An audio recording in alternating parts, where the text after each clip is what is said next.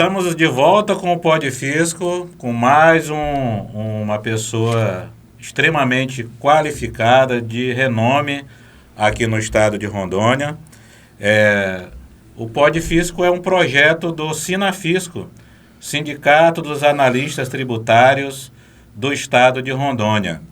Se você ainda não se inscreveu, inscreva-se no canal do YouTube, curta, compartilhe. Estamos aqui, né, Joy, com alguém de muita expressão aqui na política aqui de Rondônia, porque realmente atua junto ao direito eleitoral. Você pode... Não, é verdade, né? E como você tem falado da proposta do Pod Fisco, ele trata de assuntos diversos, política, sobre o fisco em geral, sobre tributo, sobre a política do Estado, a política nacional, aquilo que envolve a nossa cidadania, né?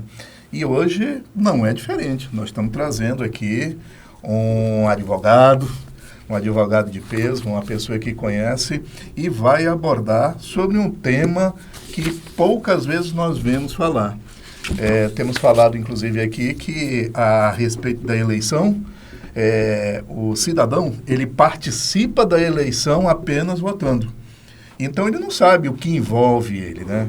E, inclusive, depois da eleição, o cidadão nem cobra dos seus candidatos. Passado algum tempo, ele até esquece quem foi, em quem ele votou, né? E hoje nós vamos conhecer, né? E todo o cenário de eleição, a gente vê que o Congresso Nacional, ele procura trazer mudanças, inovações, aquilo que não deu certo, aquilo que atrapalhou, aquilo que cometeu algum tipo de injustiça. E, no momento, nós estamos vivendo ali no Congresso Nacional um debate e há uma propositura de se fazer uma mini-reforma eleitoral. E é sobre isso que nós vamos estar falando hoje aqui com um renomado advogado. Mas antes de dizer quem é esse nobre advogado, eu quero trazer aqui as qualificações que ele já tem no seu currículo. Primeiro, ele é mestre em Direito, formado pela Universidade 9 de Julho. Ele possui graduação de Direito pela Universidade Bandeirante de São Paulo. Especialização em Direito e Processo Eleitoral pelo Instituto João Neórico. Foi juiz, membro titular do Tribunal Regional Eleitoral de Rondônia no ano de 2012 a 2017. Por aí, quem acompanha a Justiça Eleitoral já pode imaginar de quem nós estamos falando. Também, ouvidor regional eleitoral do TRE Rondônia em 2013, presidente do Colégio de Ouvidores da Justiça Federal, membro fundador do Colégio Permanente de Juristas da Justiça Eleitoral, membro fundador e atual presidente do Instituto de Direito Eleitoral de Rondônia, membro fundador da Academia Brasileira de Direito e Político, membro também titular da Comissão Especial de Direito Eleitoral do Conselho Federal da OAB, vice-presidente da Comissão Especial da Reforma Eleitoral do Conselho Federal do ano de 2019 e 2022 e ouvidor nacional adjunto do Conselho Federal. Então, nós vemos que o nosso convidado, ele tem participado da vida jurídica do nosso Brasil, assim como a vida política, e ele pode nos esclarecer a respeito daquilo que está sendo proposto dentro dessa mini-reforma. E nós estamos falando aqui do doutor Joacir dos Santos Loura Júnior. Seja bem-vindo ao nosso programa. Seja muito bem-vindo, doutor. Obrigado, Joy. Obrigado, Emílio. Obrigado aos internautas, a você que tem acompanhado. Eu também já tenho acompanhado. Sou espectador aqui pela internet, né, quando se dissipa aí, se compartilha. Por isso que é importante, de alguma forma, você que tem acompanhado, também compartilhar se o assunto é interessante, se você entende que as pautas aqui, como eu penso, desse Pod Fisco é interessante, você compartilhar, fazer chegar esse assunto a outras pessoas, porque informação é algo que a gente vive hoje, que outrora, que a gente tem um pouco mais de cabelo branco, não era tão fácil assim, né? E a gente precisa realmente, aquilo que é bom, compartilha, aquilo que não é bom, que não é verdade, pare e não deixe que vá para frente. Mas, além de tudo isso que vocês colocaram, casado com a dona Elaine, advogada também, e pai do Rodrigo, 18 anos, e do Davi, 13 anos, bacharel em teologia, membro da Igreja Metodista Wesleyana, lá da Avenida Rio de Janeiro, faixa preta de judô, a gente tem um projeto... Olha aí, faixa preta, é o segundo lutador que vem aqui, viu, Joy? A gente tem um projeto Adote um Atleta lá no Clube da OAB todos os sábados, que a gente dá aula para crianças ali do ao redor e ali do entorno da OAB, crianças de baixa renda, ou também filhos de advogados que também têm se enturmado lá, têm se apresentado, advogados faixas pretas que estão lá à disposição da comunidade, e também um hobby de ser antigo mobilista. Mas, doutor Joacir, eu vi aqui um currículo bastante extenso e essa carinha nova me permite falar, né? Como é que um garoto, um homem desse se formou em tão pouco tempo? Qual é a sua idade? Quanto tempo de advocacia você tem atuado? Eu tenho 24 anos de advocacia aproximadamente. Sou sócio da banca Loura Júnior Ferreira Neto, o meu sócio é o Manuel Veríssimo Ferreira Neto, que por circunstâncias da advocacia... Um abraço, doutor Manuel, nós sabemos que era para o senhor estar aqui, também, mas por força do ofício, né? Grande especialista em direito eleitoral, mestre também em direito eleitoral, doutorando em direito. Eu nasci em Manaus, vim para Rondônia com 3 meses de idade. Meu avô, Francisco Nabor dos Santos, um dos pioneiros ali da região do Vale do Mamoré, Guaporé, foi soldado da borracha, foi membro da Guarda Territorial, depois policial do ex-território, delegado calça curta ali na região de Costa Marques, né? E aí a gente depois pode explicar o que é esse tal de delegado calça curta. E fui criado por ele, por algumas tias, e fiz todo o meu primeiro, segundo grau, né? Floriza Boês, escola, depois Rocha Leal, depois Simão Bolivar, técnico em administração, e fui para São Paulo. Aqui na época estava iniciando as faculdades de Direito, mas eu tinha um sonho de morar, crescer, enfim, ali, crescer como pessoa, né? Na cidade de São Paulo. E fiz Direito lá, e quando já estava engatado ali, passei na OAB, no primeiro concurso que fiz, ali na primeira prova, e já queria enveredar pelo lado dos estudos, fazer pós-graduação na PUC, depois mestrado. Mas meu avô, que me criou, me fez um pedido. Falou: meu filho, eu sinto que eu não tenho muito tempo de vida. E eu já namorando a esposa que tenho hoje, ele me pediu, falou: você não vem para cá para ficar com o papai por esse resto de tempo que eu tenho? E aí eu tive que ter ali, naquele momento, uma decisão, né, entre os estudos, o namoro, estar em São Paulo, agora formado e não mais na condição de estudante, para largar tudo e vir cuidar. Ele estava doente, do meu pai. E assim eu fiz. Não pensei 2 vezes. Um gesto nobre. Vim para cá e não me arrependo. E gosta de ser advogado? Não me arrependo. E de lá para cá, cheguei com os livros, né? Ele abriu o escritório para mim. E de lá para cá são 23 anos aqui em Rondônia, aqui em Porto Velho especialmente. Eu nunca tinha morado em Porto Velho, que estou. Toda a parte profissional, toda a parte pessoal de algumas vitórias, a gente também cai, né? Tem queda também. Mas das vitórias a gente passou aqui em Porto Velho. A mulher depois conseguiu uma transferência do Bradesco para cá na época, que era bancária. E muito difícil, não é fácil, mas a gente conseguiu, chorando aqui, sim, chorando ali. E aí a gente veio para cá, ela também é advogada. E temos hoje também temos um empreendimento, né? Vocês podem falar da My Cooks lá no shopping, ela é a proprietária dessa cookeria. E na advocacia, no empreendimento das coisas que a gente faz, também temos estudos aí, né? Especialista em direito eleitoral, mestre em direito eleitoral. E, sobretudo, o desafio maior da minha carreira na época, que foi ser juiz titulado. Eu já ia até entrar nesse... Como foi a experiência de ser juiz eleitoral, né? Sempre há muitos conflitos, né? Nessa parte do direito. Como que foi para o senhor atuar como juiz eleitoral? Mas eu diria mais também, além dessa pergunta aí que você pode responder para ele, saber o que... porque você se formou em Direito, sim, mas o que levou você a enveredar pela legislação, pelo conhecimento do processo eleitoral, da legislação eleitoral, porque você guarda uma especialização maior, penso eu, nessa área de justiça eleitoral, da legislação eleitoral. Joy, uma coisa tem muito a ver com a outra. Sim.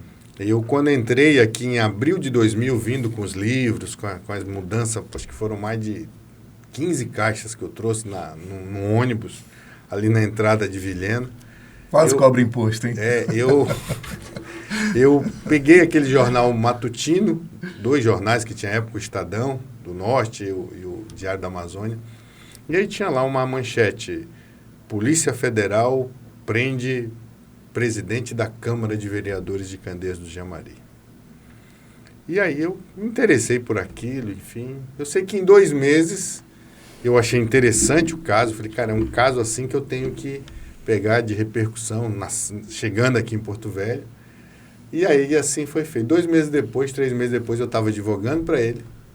O tirei da cadeia na época, da prisão preventiva, conseguimos relaxar lá no Supremo Tribunal Federal. E aí começou. Todas as vezes que ele foi... Então, o primeiro grande caso foi no Candeias. Foi no Candeias e foi eleitoral, né? Sim. E aí, a partir daí, começou a minha relação com o direito eleitoral. Logo em seguida, 2008, 2009, na verdade, 2009, 2010, eu fiz uma especialização aí junto com o Manuel e com toda a turma. E aí foram eles, naquela época, tinha uma vaga aberta para juiz titular. Estava acabando o mandato do Paulo Rogério José. E aí o advogado que fosse se colocasse à disposição, ele tinha que ter no mínimo, como é ainda hoje, no mínimo 10 anos de efetivo exercício. E ali, dos de 2010, o único que tinha esse requisito era eu da turma. E os meninos, não, você vai se inscrever, já pegaram eu não queria... Uma questão de requisitos. Não achava que seria eu que teria esse perfil. E aí, realmente, os colegas de turma, Lúcio Salomão, Michel, Manuel, enfim, Francisco, ali pegaram o meu documento. Eles mesmos que já ficharam, já colocaram. Quando eu dei por mim, o pedido de inscrição estava pronto na minha frente, só para eu fazer a assinatura, com tudo. Fiz a inscrição junto ao Tribunal de Justiça na época, sem... não vou conseguir, não vou... E eis que, para resumir a conversa, fui o primeiro lugar da lista. Maravilha. Fui nomeado, demorou 1 ano e pouco esse processo, 1 ano e 11 meses, um dos processos mais longos na época para colocar um juiz titular, mas fui nomeado 25 de maio de 2012 e tomei posse dia 11 de junho de 2012. E de lá para cá começou essa relação, fui ouvidor na gestão da desembargadora Ivanir e desembargador Sansão, depois na gestão do desembargador Rovilso também continuei como ouvidor, fui eleito presidente do Colégio de Ouvidores da Justiça Eleitoral do Brasil. E na nossa gestão, se tem um legado que a gente pode falar, é que sempre se cobrava que o TSE tivesse uma ouvidoria. E foi na nossa gestão, enquanto presidente, que o TSE, através do ministro Dias Toffoli, várias reuniões que fizemos com ele foi sensível à causa, e aí criou a ouvidoria do Tribunal Superior Eleitoral. E de lá para cá, a gente vem vendo o avanço das ouvidorias, a necessidade, né, dessa matéria e dessa instituição. A ouvidoria é o contraponto, né? Em favor da sociedade, né, para poder discutir as diversidades, né? Acho que agora a gente pode passar, Joy, para a matéria propriamente dita. Hoje nós vamos discutir a mini-reforma eleitoral em discussão no Congresso atualmente. Eu deixo aí para o Joy fazer a primeira pergunta. A gente até faz a observação, né, que antes de todo o processo eleitoral, ou melhor, quando se encerra um processo eleitoral, a gente vê que segmentos políticos procuram analisar a legislação eleitoral e aquilo que acharam que foi prejudicial, que foi excessivo, enfim, procuram criar comissões no sentido de melhorar o processo eleitoral no Brasil, né? E esse ano não é diferente. E a gente sabe, né, que para valer, ela tem que ser aprovada 1 ano antes da eleição. E hoje nós temos no Congresso Nacional já uma comissão formada para debater, para minutar esse projeto, e já tem até o projeto tramitando, né? Já passou pela Câmara, né? Já está no Senado. Câmara. Como que o senhor vê esse processo agora eleitoral se preparando para a eleição municipal do ano que vem?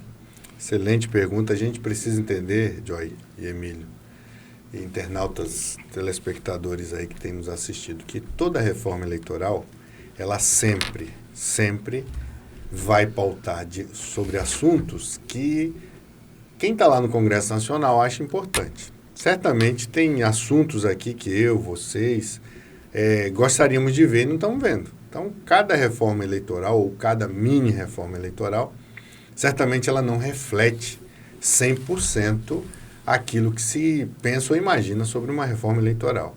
E é bom dizer que há diferença entre reforma eleitoral e reforma política.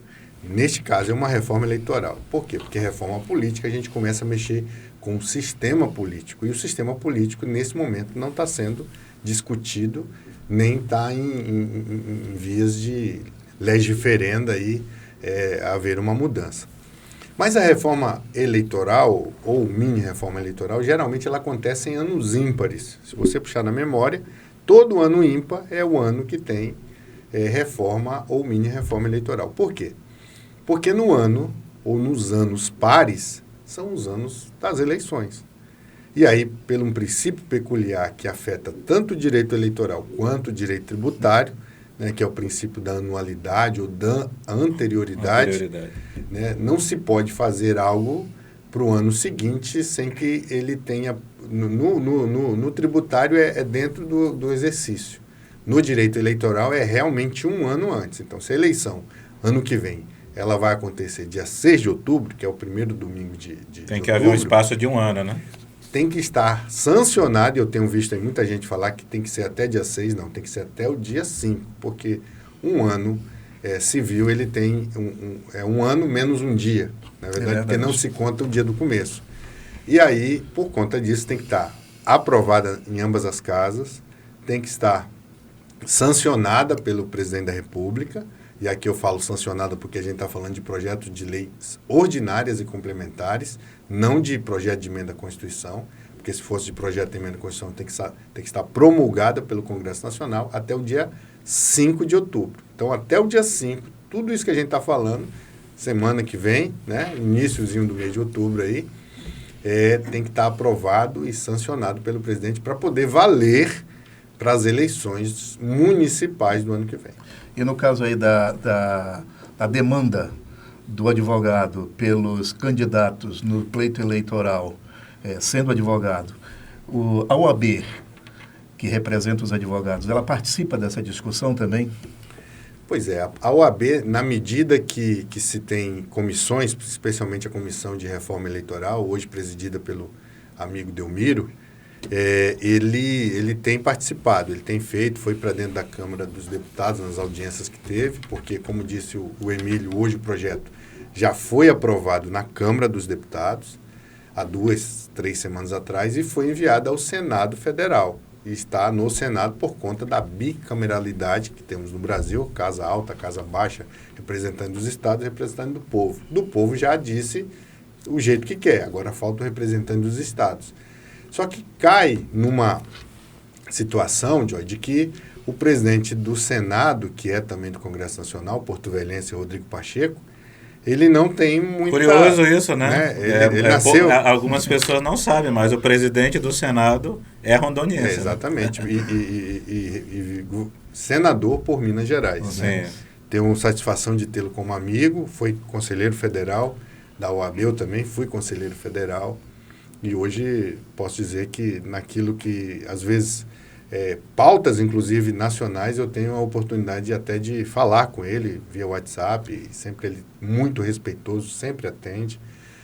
E ele tem em mente que talvez essa discussão ela não tenha que ser tão apressada como está sendo.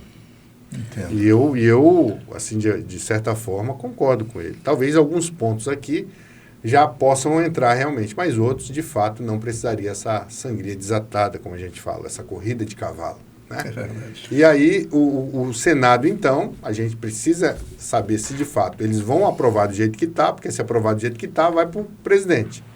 E aí a OAB e outras entidades também, como a Abradep, participaram Então dessa só tem discussão. até semana que vem para aprovar. Até semana que vem. E aí, se mudar alguma coisa, precisa voltar para a Câmara. E é esse é a grande aflição, né? Então a gente precisa entender como é que vai ficar essa situação aí de que o tempo é muito exíguo. Verdade. Doutor Joaci, está tramitando no Senado um projeto, né, para reformular o Código Eleitoral, o Código, né, que é algo mais amplo. Por qual motivo não aprovar essa lei ao invés, né, de uma mini reforma eleitoral? Parece que o brasileiro gosta de fazer remendos mesmo, né? Rapaz, a gente aprende, e aqui eu falo com rondonienses, raízes aí que a gente tem um hábito, que é fazer puxados. Vai ampliando, vai mexendo, ampliando, sem projeto, né? né? Sem... E aí quando a gente faz puxadinho ali, puxadinho aqui, além de ficar mais caro, diga-se de passagem, porque quando você pega uma coisa do alicerce e faz, além de ter projeto, fica mais barato, porque você gasta naquilo que já está projetado. Esses puxadinhos, às vezes, quando você vai quebrar um lugar e quebra um cano, aí tem que remendar um negócio, Sim. aí tá algo que você não imaginava. Então, enfim, não é bom que se faça esses puxadinhos. E aí a mini-reforma eleitoral, metaforicamente falando, não deixa de ser um puxadinho. Todo ano ímpar tem esse puxadinho que, na medida das vezes, se coloca de forma causuística para atender anseios dos políticos. Por que a rapidez? Porque o interesse é dos políticos. Fosse o meu ou o seu, não ia tramitar nessa velocidade. E, de fato, você tem muita razão na pergunta, porque o Código Eleitoral de relatoria da nossa amiga Margarete Coelho, lá do Piauí, deputada federal, hoje presidente nacional do SEBRAE, ela em discussão muito ampla, com audiências públicas, com participação de eleitoralista da OAB, enfim, ela trouxe aí um resumo e um resultado daquilo que foi discutido e rediscutido lá no Congresso Nacional, na Câmara principalmente. Um projeto com aproximadamente 900 artigos de lei. O senhor destacaria dentro dessa algo assim que deveria estar sendo discutido nesse momento e não só essas questões pontuais de agora? O que o senhor destaca assim nessa reformulação do Código Eleitoral como mais interessante? Interessante que hoje o nosso Código Eleitoral, a Lei 4737 de 65, ela é uma lei eminentemente de direito material. Existe algumas coisas de direito processual, mas basicamente e flagrantemente maior de direito material. O que traz o novo código, esse projeto, é juntar tanto questões de direito processual com direito material. Então, a gente pode dizer que é um código de direito e processo eleitoral. E aí eu vejo com mais amplitude, porque vai tratar de questões, por exemplo, que também essa mini-reforma acaba trazendo, e daí porque não haveria necessidade, se tivesse aprovado o Código Eleitoral novo, de contar os dias, em vez de dias corridos, em dias úteis, como é no CPC. Sim. Por exemplo. Né? E aí a gente percebe que, por algum motivo, no Senado Federal, e o relator inclusive, primo da Margarete Coelho, que é o senador Marcelo Castro, médico também lá do Piauí, está com esse projeto já faz mais de 2 anos, porque deveria ter sido aprovado em 21, não foi para valer para as eleições de 22, de lá para cá está estacionado no mesmo lugar e não podia ter sido aprovado, porque muita coisa dessa mini-reforma não estaria agora sendo proposta. Quer dizer, já é um tema amadurecido que poderia ter incluído agora, porque já tinha sido discutido. E aí não fazia um puxadinho, a gente partia para uma coisa nova, com alicerce. Mais estável, né? Mais estável, com maior segurança jurídica. Mas para essa eleição do ano que vem, a gente vê que, muitas das vezes, a legislação ela enfoca mais a questão de tempo, de propaganda, o patrocínio o financiamento das campanhas. Alguma coisa nesse sentido vai mudar, baseado nessa proposta? Joy, temos 2 propostas, basicamente. Uma proposta de mudança da Lei Complementar 64, que é a Lei das Inelegibilidades, e certamente estou vendo aí um rol aí, vocês vão bater nesse ponto, porque é de interesse realmente, até para que a gente possa entender. E a outra proposta é a mudança de 3 leis ordinárias. O próprio Código Eleitoral, que eu já disse aqui, o 4737-65, a Lei dos Partidos Políticos, a Lei 9.096 de 95 e a Lei das Eleições, a Lei 9.504/97. E, dentre vários assuntos, tem assunto, sim, relacionado à propaganda, tem assunto, sim, relacionado à questão da participação de pessoas na doação, por exemplo, transformar doação em Pix, né, receber ou recepcionar doações via Pix.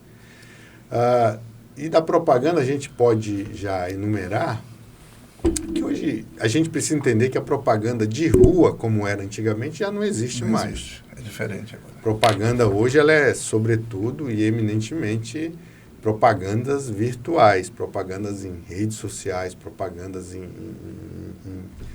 inclusive até melhor para o meio ambiente, né? Exatamente. Antes se poluía muito as ruas, né? Não tem mais outdoor, não tem mais panfleto, né? A gente ainda o que fica do passado é aquela que o pessoal chamava de formiguinha, né? Formiguinha, mas ainda nas tem, esquinas, né? Fazendo propaganda dos seus candidatos. Mas aqui em Porto Velho, que é uma cidade bem maior do que as cidades que temos no interior, a gente precisa entender também que a política no interior, e principalmente uma política municipal, né, uma eleição municipal, ela traz um enfoque mais emocionado, mais apegado das pessoas.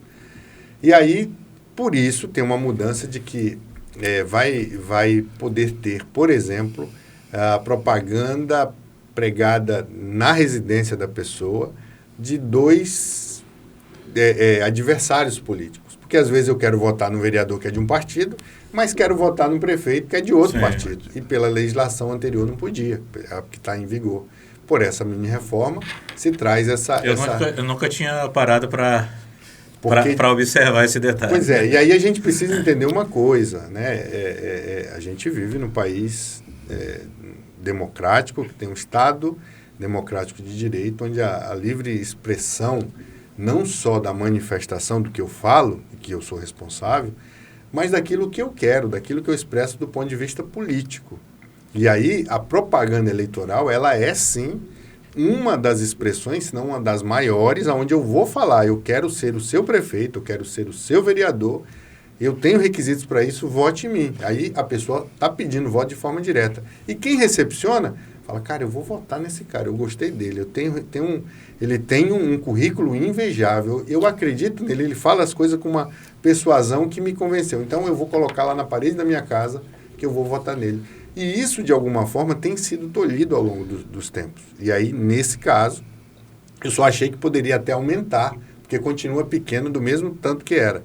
Só mudou essa questão da relação de poder o eleitor dizer que quer votar em candidatos, inclusive adversários no campo político, no que diz respeito à propaganda eleitoral. É que nem você fala, né? Nós vivemos num país democrático. Aí o cidadão que está lá com a sua casa, com o seu terreno, querendo fazer propaganda para aquele que ele tem mais afinidade, ele fica impedido por uma legislação, por um órgão, de exercer a cidadania dele, de escolher aquelas pessoas que querem. Às vezes ele até mesmo se rebela, né? Diz, mas o muro é meu, a casa é minha, eu vou botar quem eu quiser e tal. É porque isso é na produção do material, né, doutor? Na produção do material que antes não podia, né? Não podia e tinha, de certa forma, na verdade, o Congresso faz para testar. E toda eleição municipal, se vocês não prestavam atenção nisso, comecem a prestar a partir de hoje, vocês e os internautas. Toda eleição municipal, ela é laboratório de eleição. Porque naquilo que não der certo nas eleições municipais, e coloca para os vereadores, para o prefeito aí se lascarem, a gente reformula e coloca... Para as maiores, né? E coloca para funcionar de fato nas eleições gerais, que serão daqui 3 anos. Sim. Isso, em 2026. Portanto, a eleição municipal, ela tem uma importância grande, não só por ser laboratório, todo ano de eleição, mas porque também envolve uma participação muito maior de candidatos, muito maior de partidos, muito maior de engajamento da própria justiça eleitoral, de pessoas voluntárias, e, sobretudo, muito maior do ponto de vista do eleitor. O eleitor, ele se interessa, isso existe pesquisa a respeito dessa temática, que para o eleitor é muito mais importante a eleição municipal do que a eleição geral, estadual. Porque tem um contato maior, né, ali com o vereador e tudo mais, os líderes de bairro, né? Exatamente. Aí vira um negócio mais íntimo, né? Exatamente. Eu tenho uma curiosidade, vamos ver se o doutor ele consegue me esclarecer.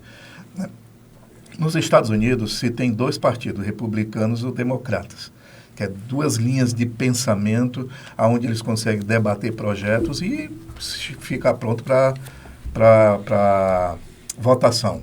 No Brasil, nós vemos que nós temos hoje registrado no TRE 33 partidos, diversidade de cabeças, de discussão. E o que a gente vê é que há muitas proposituras, muitos projetos que é relevante, que melhorariam a vida do cidadão brasileiro, e ele não consegue chegar num consenso, e creio eu, por conta dessa diversidade de partidos, de pensamentos. Como que o senhor vê, como cidadão e como advogado, essa quantidade de partidos? Até se falou em termos de reduzir partidos no Brasil, uma vez que existem partidos nanicos lá que não são praticamente representativos, né? Faz sentido isso aí? Vamos lá. A primeira situação, eu acho que sua e de muita gente que acaba não conhecendo essa situação nos Estados Unidos, tem aproximadamente 80 partidos. 80? 80 partidos. Que a gente só ouve falar dos republicanos e democratas. Tá certo. Dois É maiores um momento partidos. cultural mesmo, um momento cultural. Aí, E não só, lá nos Estados Unidos você pode, a depender do estado, ter candidatura avulsa. Candidatura que ela não é atrelada a partido político. O que no Brasil não é possível, porque toda e qualquer candidatura eleitoral precisa ter vinculação com o partido eleitoral, com o partido político, quero dizer. E aí, eu concordo com você, acho que a gente que trabalha no direito eleitoral, e eu estou lá desde 2000, como eu falei para vocês, né, nesse ambiente, a gente percebe que existem partidos antigamente, que eram aqueles partidos de pasta debaixo do braço. Partido era a pasta que estava debaixo do seu dirigente. E por quê? Porque antigamente o partido político ele tinha uma força de igualdade no campo do tempo de TV, do tempo de rádio, onde não existiam as mídias, e aí a rádio e a TV acabavam de fato tendo uma importância muito maior. Então aquele dirigente de partido pequeno, nanico, ele vendia, ele fazia leilão. Seu partido, quem dá mais é que eu vou apoiar. Fazendo as alianças para poder ganhar mais tempo de propaganda. E a gente percebe, Joy, e aí efetivamente para responder sua pergunta, a gente percebe que de fato o Brasil precisa ter alguns partidos políticos, não todos, até porque é um dos princípios nossos constitucionais a multiplicidade de partidos políticos, a pluralidade política, é o que está na Constituição Federal.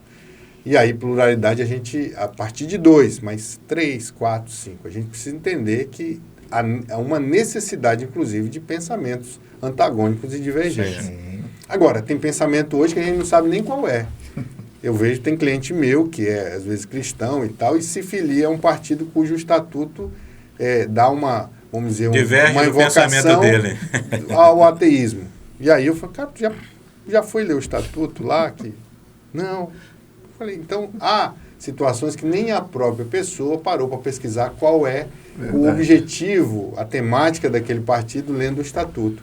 E aí, a gente realmente precisa que tenha aí, vamos dizer, e está acontecendo isso desde a emenda constitucional 97, de 2017, que colocou aquela cláusula de barreira. Então, ano a ano, os partidos que não estão conseguindo chegar nessa cláusula de barreira ou estão sendo extintos, ou estão sendo absorvidos por outros partidos. Está sendo enxugado, então, vamos dizer assim. Está sendo enxugado, e até 2030, quando de fato a cláusula de barreira vai chegar na sua totalidade, a gente ainda vai ver muito partido sendo extinto ou sendo absorvido em fusão com outros partidos maiores.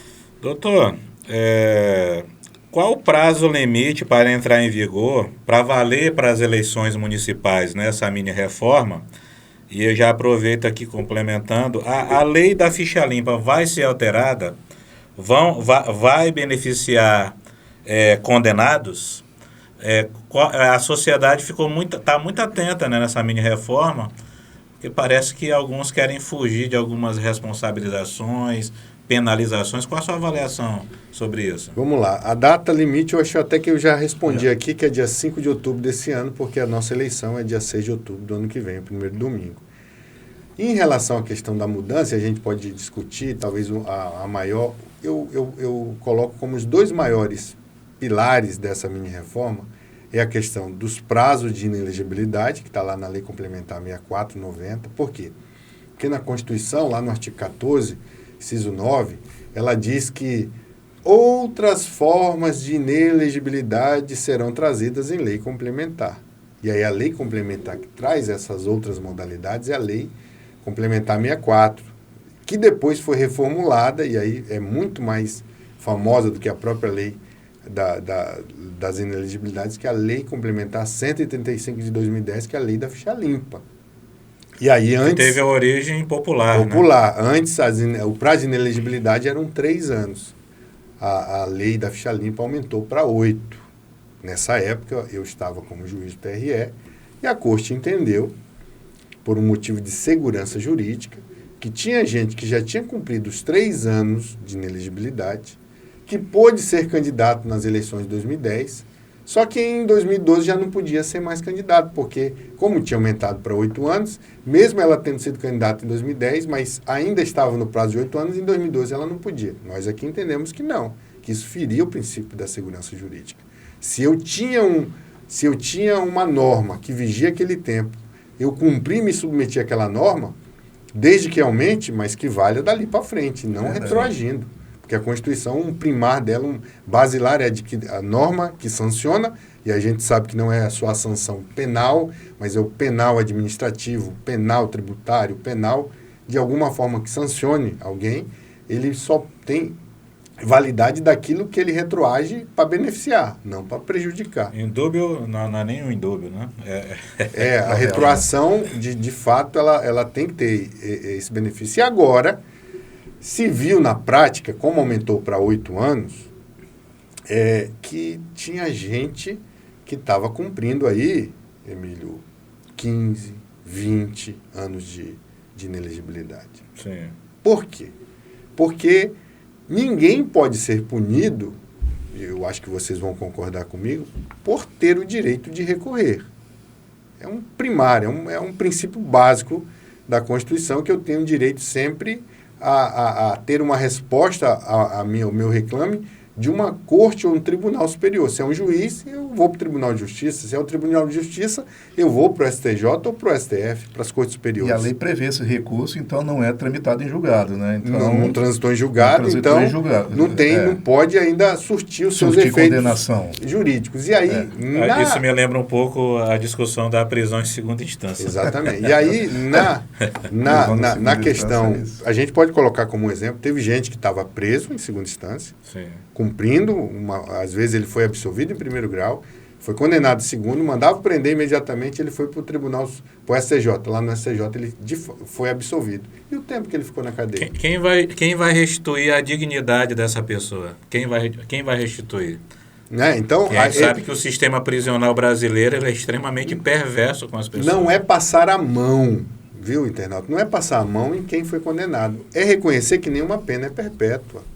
Ninguém pode ser condenado e, por resto da vida, ser punido por aquilo que a gente fez. Eu conheço pessoas que foram condenados, que pagaram a sua pena e que hoje são cidadãos, não digo de bem, porque eu presumo que todos nós somos cidadãos de bem sempre, mas um cidadão escorreito, um cidadão que aquela reprimenda serviu para ele ter um outro norte para a sua vida. E aí, o que prima esse projeto é dizer o seguinte: se o camarada for condenado, os 8 anos vai valer a partir da sua condenação. Porque hoje vale a partir do trânsito em julgado e depois que ele cumpre a pena. Então, se ele é condenado a uma pena, só para dar um exemplo, de 10 anos, aí ele recorreu. Enquanto ele está recorrendo, ele já está inelegível, só que não está contando tempo nenhum. Se o recurso dele demorar 3, 4, 5 anos, esses 5 anos que ficou no tribunal não contou nada de inelegibilidade para descontar, mas para ele não pode ser candidato porque ele já está inelegível, que a gente chama de inelegibilidade processual. Quer dizer, ele não foi condenado, mas está sofrendo sanção. Por estar recorrendo. Isso não parece justo, né? E aí, quando lá em cima, uma pena de 10 que ele tinha sido condenado aqui, reformulam, por exemplo, para 5, para 4, para substituição, mas foi 4 anos. Então, ele já ficou 5 anos recorrendo, do exemplo que eu estou dando aqui. Com mais 4 que ele foi condenado, então, pelo menos 9 anos. Como é hoje, ele só vai ter a sua inelegibilidade cumprida depois que ele acabar de cumprir os 4 anos. Veja que ele já ficou 5 recorrendo e estava inelegível. 4 que ele vai cumprir a pena dele, 9, mais 8, vai dar 17. Nesse exemplo que eu estou dando. A lei diz uma são 8. Né? Então, a partir daí, então, o que se faz? Isso está no código, no projeto do Código Eleitoral também. Vai se contar a partir da condenação, a partir da cassação, a partir do pedido de renúncia, sempre a partir do fato, contado 8 anos para frente. Cumpriu?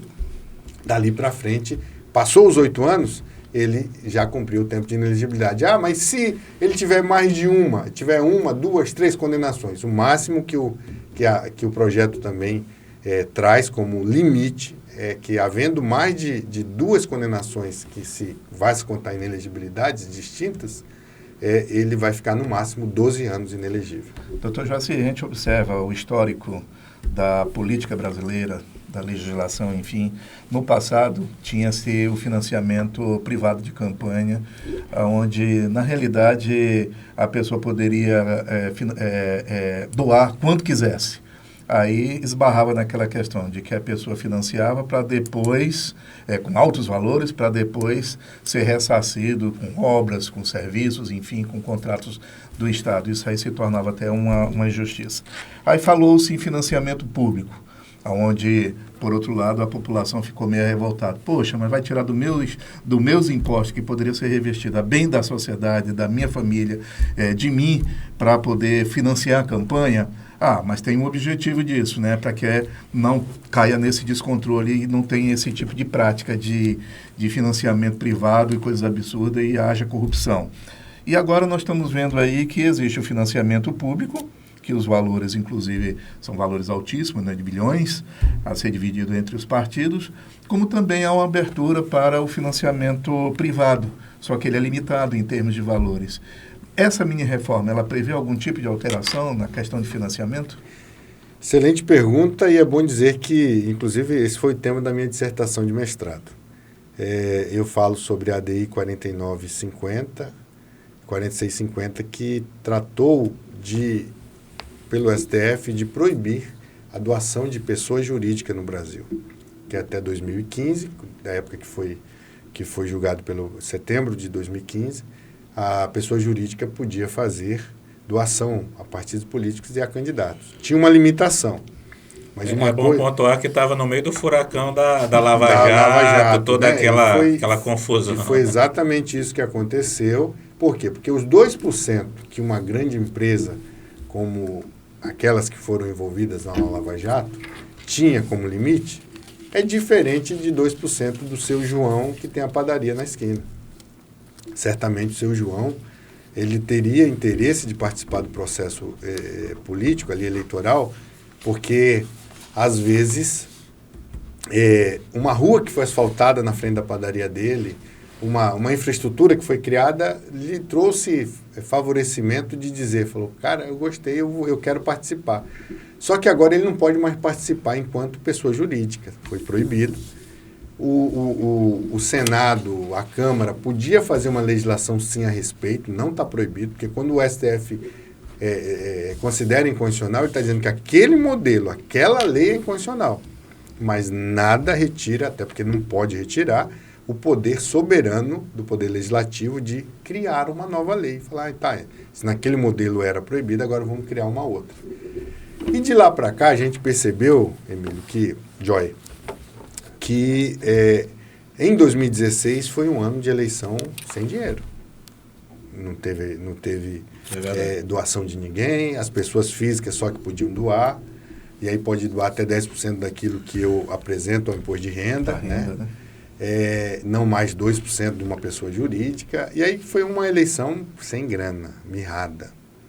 E esse ano vai permitir a doação por Pix, né? Sim. Como é que funciona os detalhes disso aí, doutor? E aí, só para... Eu já respondo isso aí. A questão dessa evolução é que em 2017, de novo um ano par, um ano ímpar, se fez a formulação do Fundo Especial de Financiamento de Campanha, para valer nas eleições de 2018. Um fundo onde a União repassa aos partidos políticos, de acordo com a sua bancada formada no Congresso Nacional, um certo valor. Né? Hoje, quem é o partido que mais ganha é o PL. O partido aquele que teve mais eleitos, né? Mais eleitos para a Câmara Federal, para o Senado. O senhor acha isso justo? Eu, às vezes, fico... É justo na medida em que quem tem maior representatividade, quem deu maior vazão, receba um maior valor. Agora, o que eu não acho justo é, ao longo dos anos, se está criando valores cada vez absurdos. A última agora foi 5 bi. Eu digo assim, justo, doutor, vou até polemizar um pouco, eu digo justo porque é o seguinte, aquele que mais recebe também é o que vai ter maior vantagem nas próximas eleições. Então, a partir do momento que você dá muito mais recurso para um partido, né, que nem o PL, está com bastante recurso, ele já, na minha cabeça, ele já entra com uma vantagem enorme nas próximas eleições. Então, os partidos menores, né, eles acabam sendo sufocados até pela questão financeira, na minha opinião, é claro. Mas aí eu tem uma que pergunta... o legislador, ele vai... Entrelaça com aquela outra que o Joy colocou. Ele vai dosar, né? Que, de fato, é também uma fórmula de você excluir aquele partido que não está fazendo o dever de casa, que não está dando engajamento, que não está trazendo pessoas... mas depende dos eleitores votar. Claro, mas depende de o partido fazer também a minha parte e conseguir do eleitor essa confiança para votar em pessoas do meu partido. Sem dúvida, não deveria ser assim. Até porque quem tem dinheiro... Era onde eu queria chegar. Quem tem dinheiro vai aparecer melhor, né? Vai passar o dinheiro para os seus apaninguados, para os seus amigos, para quem está próximo ali. Muito mais cabo eleitorais. Para ele próprio, porque ele é candidato, mas é o presidente do partido. Sim. Então, ele vai receber mais. E isso do ponto de vista que é também um princípio do direito eleitoral, o princípio da isonomia, onde todos os candidatos, em tese, teriam que ter os mesmos direitos e obrigações, mas não tem. O partido que tem mais dinheiro, certamente, sai na frente.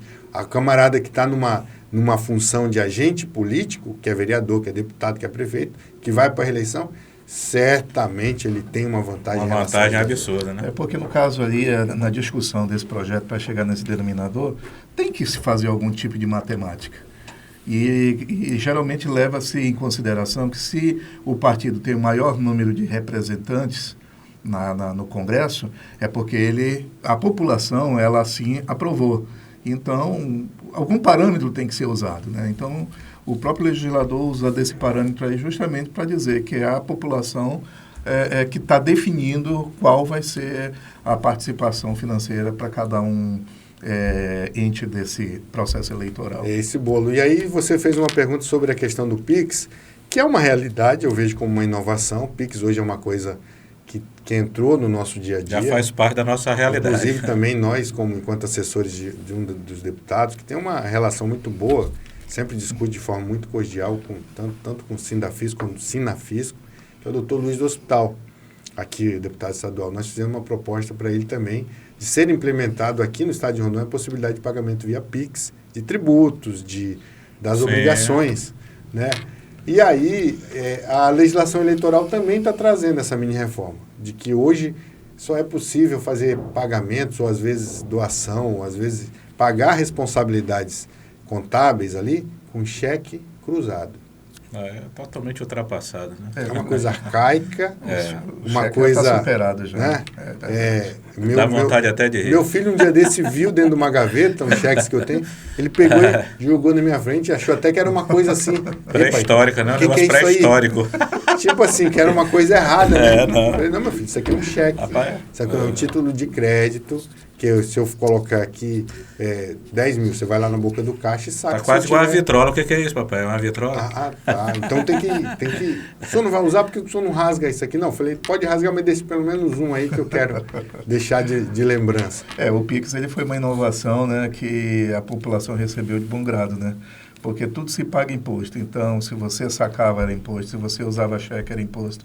E o Pix ele veio isento de tributo, né? E agora estão querendo taxar, mas não é nada a ver com a nossa... Tem também, né? Algumas instituições, passado ali de 4, 5, antes mesmo de querer taxar, já cobravam uma...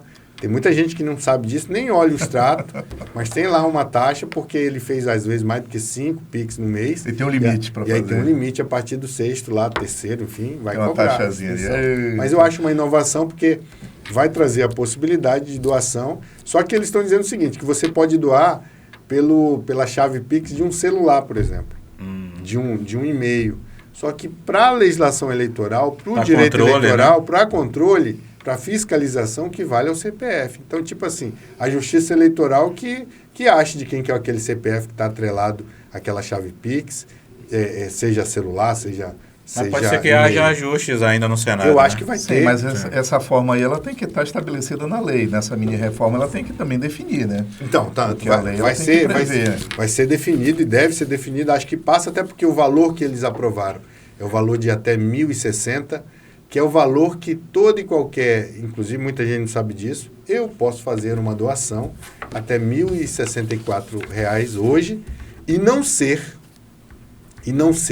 inclusive, apresentado numa conta, numa prestação de contas do candidato. Por quê? Desde que eu faça voluntário e não vinculo o candidato. Eu vou lá, vou numa gráfica, pago R$ 1.060 de adesivos, por exemplo, não digo para o candidato, não falo nada e eu mesmo vou distribuir. Se é possível, hoje pode. E aí nem passa pela prestação de contas do candidato.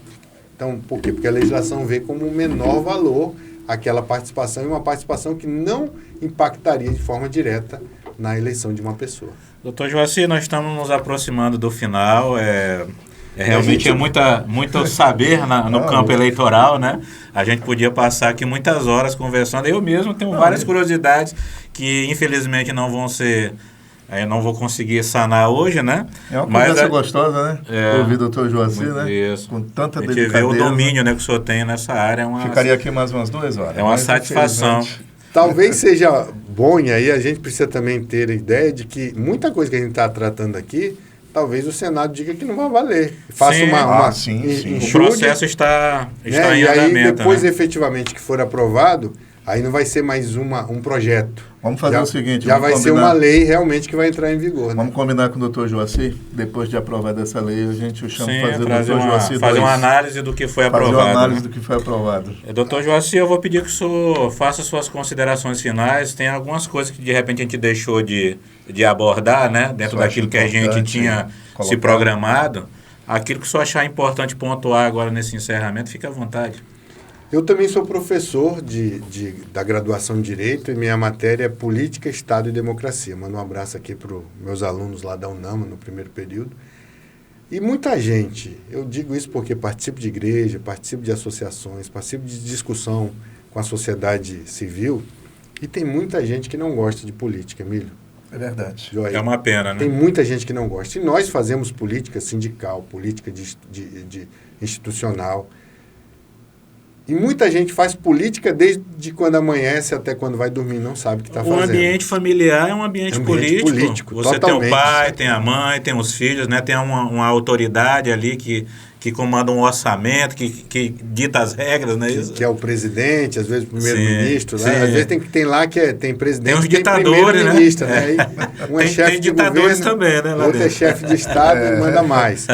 E aí a gente precisa entender que política não é coisa do cão, não é coisa ruim, como muita gente acha. Política é algo que se você, se nós aqui nos envolvermos, ela vai melhorar.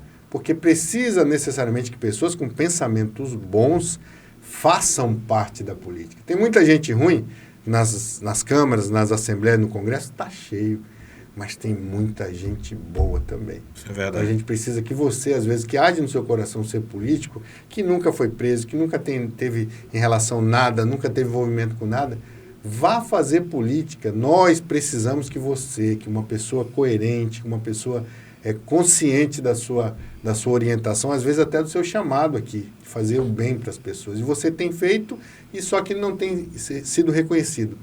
vá para a política, faça política, porque certamente será uma opção de voto muito melhor dentre essas que tem aí. E Platão já dizia, não tem problema de quem não gosta de política. Vai ser administrado por quem gosta. Na realidade, a política ela é saudável, né? A politicagem ela é prejudicial. Exatamente. E dentro desse cenário, a gente tem aqueles políticos que fazem a verdadeira política com interesse patriótico, democrático, de melhorar a nação, de atender a necessidade do povo, como tem aqueles que têm interesses escusos que estão lá para fazer a politicagem em seu bel prazer. Agora, por que isso acontece? Muitas das vezes, doutor, é porque eles são colocados lá por uma sociedade menos esclarecida. O que a gente observa, e a gente falou antes do programa, que o cidadão, ele participa da eleição votando. Ele vai se deparar com a política no momento em que os candidatos estão se apresentando. E ele vai para a urna votar, mas depois que encerra esse processo eleitoral, ele só vai se relacionar de novo com o processo 2 anos depois. Quer dizer, ele fica muito à margem daquilo, até mesmo para conhecer o candidato, para poder votar melhor no próximo pleito. Exatamente, é o que precisa, né, um engajamento maior, em outras palavras, nosso, sua, de todos nós, naquilo que a gente entende como certo e que precisa.